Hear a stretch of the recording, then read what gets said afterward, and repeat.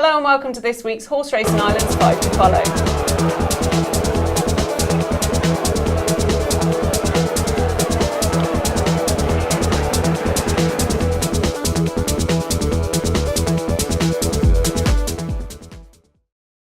Well, we've some great racing to look forward to this weekend with the Champion Stakes and the Matron Stakes at Leopardstown tomorrow, and then we have a flat card at Dundalk on Sunday.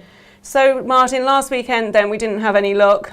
I'm afraid not, Sarah. A bit of a disaster, to be quite honest. Two of my selections finished stone last. I'm not quite sure what actually happened. Miriam went close with Tapestry. I think that was a bit of luck in the Michael, but let's hope we can do a bit better this weekend. We certainly have the racing to do so. I mean, Leopardstown is always, I think, one of the best days of the year is the Champion Stakes. Absolutely, yeah. And we've a lot to look forward to. So I suppose we better start at the beginning, and I'm going to go for the very first race tomorrow at the 3:45, the Irish Stallion Farms EBF Fillies Maiden. And a filly here that caught my eye last week at the Curragh. I think he ran on very strongly to finish second. A filly called Shell House, trained by Aidan O'Brien, the mount of Joseph O'Brien. Beaten by her stable companion Dazzling last weekend. Very promising run. Should know more about her this time with the benefit of run underneath her belt. She's got a reasonable draw in stall 7, and I think she probably should win this one now. I'd say she'd be favoured, but I don't think she'll be odds on. There's a couple of decent horses in the race against her. John Ox's Might Titania is, and I see the Stars filly that finished second first time out to Valado, who then went on and won a big sales race at the Curragh, and also Dermot Wells' Afternoon Sunlight showed a lot of promise when she was toured at the Curragh first time out behind Terrific, who also went on and won again. So this is a race definitely to follow for future winners, and I think hopefully Shell House will be the one tomorrow. So then moving on to the second selection on what is a really tremendous card. It's in the 4:45 race, the Ladbrokes Handicap. Fiercely competitive as you would expect. 17 runners around a mile of the Leopardstown track. Looking running is going to take an awful lot of importance in this one. And I'm going to look at a likely race horse here from the Mick Halford yard called One Diamond. Now, he hasn't actually raced since Ascot, when he was a little bit disappointing behind Rocket Tamu. The ground possibly was very fast on that occasion and might not have suited him. Before that, though, he finished third at the Curragh behind Rocket Tamu, and he was trying to give him £7 on that occasion, which was quite a good effort. Shane Foley takes the mount. The yard is in very good form, and he has a good draw in stall 4. So I think that's reasonable for me. I think One Diamond, even though he's giant top weight at 9.12, has a very good chance. There's lots of horses in with chances here. One off the bottom there called Polish Rock of Jessica Harrington, who won his last 2 races. That has a very good chance. And also Majestic Jasmine is chasing a 4-timer for the John Ox yard. Another one with good prospects with Declan McDonough on board. So wide open handicap, as we said. I'm going to go certainly with One Diamond each way. I think maybe 6 or 7 to 1 has a rock solid each way chance. So that's my first 2 selections anyway, Sarah. Okay, and just to mention then as well, the 5:15, the Breeders' Cup Juvenile Trial, Turf Trial Stakes. It's another really competitive race, but there's only the 5 runners in it, one being Free Eagle, Dermot well trained. Well, I think no horse this year has made much more of an impression than this one. A couple of weeks ago at Leopardstown, it was there at the same run, and he won by 6 lengths, like really on the bridle. The second horse has come out and won since, a horse called Orchestra, and the fourth horse, Kingfisher, won by 9 lengths in Killarney. Now, that really is impressive. He is around 40 to 1 next year for the Derby already. He's high up in the anti-post list for the Guineas. So let's hope he wins here. But in saying that, he certainly won't have things all his own way. Aidan O'Brien has 2 very strong contenders in Australia who won well at the Curragh in the second start, and also Kingfisher, as I say, he was well behind Free Eagle the first time out, but then he won by 9 lengths at Killarney, which was a very good performance, and you would expect a much better show tomorrow. So while Free Eagle should win, and we wouldn't put him forward as a selection, because I think he'd be a sharp price. But I'm hoping he will win, but it certainly won't be. It's not a foregone conclusion. But you also then, Sarah, for your third selection, you're looking at the Coolmore Fusiliace's Pegasus Matron Stakes, the first of the 2 Group 1 races on the card. Yes, I am indeed. Obviously, Elusive Kate unfortunately wasn't declared for this race, which leaves it much more wide open. We've got the likes of Fierce Lana, which was supplemented by Willie McCreary earlier on in the week, and the Lady Cecil trained Shiggun, an English contender. I'm going to go with the French raider, Ken Hope. Thierry Jarnet rides this. She has some brilliant form. She's been very impressive. Really interesting filly, second to Sky Lantern in the Coronation Stakes at Royal Ascot, and then finished a 3rd behind Elusive Kate in Deauville in the Prix Rothschild back in July.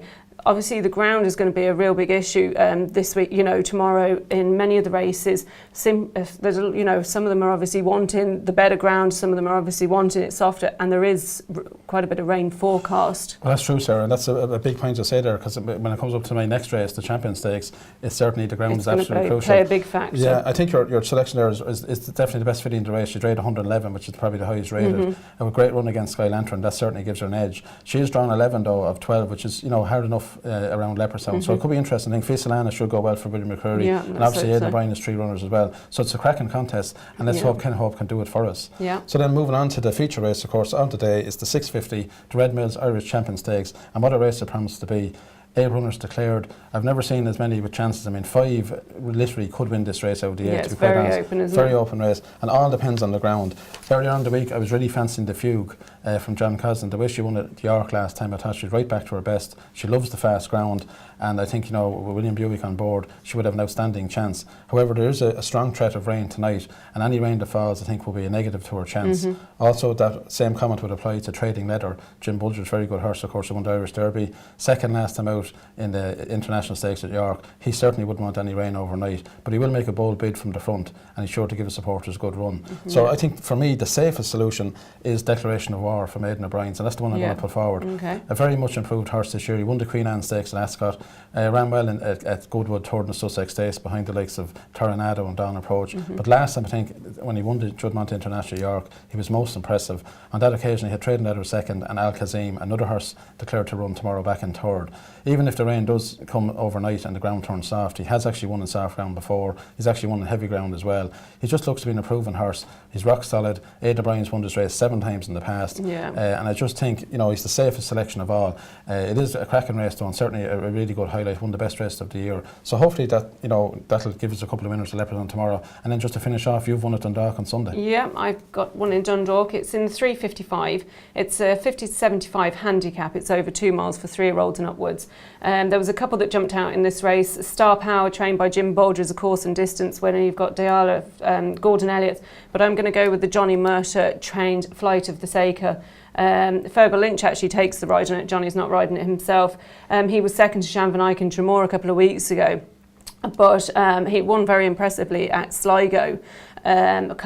Prior to that, he's got the visors on again, which he thought was obviously a huge help to him. He's a big galloping horse, so I think the 2 miles shouldn't be a problem for him at all in Dundalk. No, he should be suited by Dundalk. It was actually surprising to see him run so well at Tremor, because he's a fine big horse, and I think Dundalk will suit him well. But also, now that you actually mentioned Johnny Murta over at Haydock tomorrow, he's got a very big chance among the Irish horses in the Betfred Spring Cup, which is the feature race, and I think he's a very, very good chance here in Gordon Lord Byron, trained by Tom Hogan. There is a lot of rain forecast for York, and the likely favourite Lethal Force, he would probably not be suited by any overnight rain. He's drawn 1, Gordon Lord Byron is drawn right beside him in 2. He ran a good race last time when he actually won it at Leopardstown, but before that he was toward the Moonlight Cloud, and Lethal Force was just ahead of him. I just think he might have a good each way chance there, 6-7 to 1 tomorrow. Also, not forgetting Slade Power from Edward Lynham as well. He blew the start last time in the July Cup. He's definitely better than that, and he should go very well. So that wraps up the racing for this weekend, and we also have more top class racing next weekend, Sarah. Yeah, absolutely.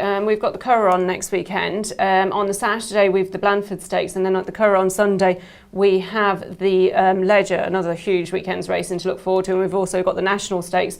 Not forgetting we have Listowel on next Sunday as well. Yeah, so lots to look forward to there. Yeah, absolutely. So great weekend's racing ahead of us this weekend. More good racing to look forward to next weekend. If you'd like any more information on the packages available, you can visit the racecourse websites or go to goracing.ie. Thank you for watching, and we'll see you next week.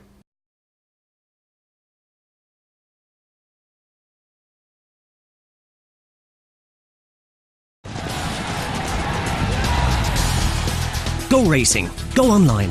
GoRacing.ie. Horse Racing Ireland's official website.